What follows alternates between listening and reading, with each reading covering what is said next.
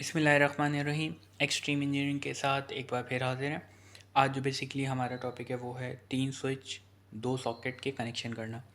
तो हम 3 स्विच बना लेते हैं। सबसे पहले एक स्विच, ये हो गया दूसरा स्विच, और ये हमारे पास आ गया तीसरा स्विच। तो 3 स्विच हो गए। अब 2 सॉकेट बना लेते हैं।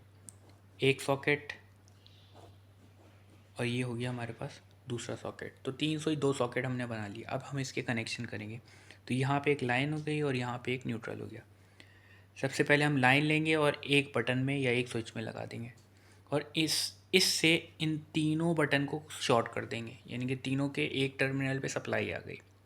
अब क्या करेंगे आप, इससे एक सॉकेट में सप्लाई दे दिया आपने, फेस तो नीचे ऑलरेडी था, तो इस स्विच से आपने इस सॉकेट को सप्लाई दे दी, और इस स्विच से आपने इस सॉकेट को सप्लाई दे दी।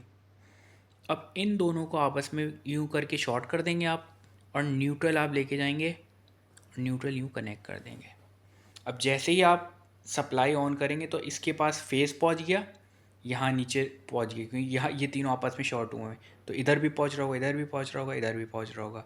अब इस जैसे ही बटन ऑन करेंगे तो ये सॉकेट को फेस भी मिल गया, ये फेस लाइन मिल गई, और ये न्यूट्रल मिल गया। न्यूट्रल ये आपने इन दोनों को आपस में कॉमन कर दिया था। अब ये बचा एक स्विच।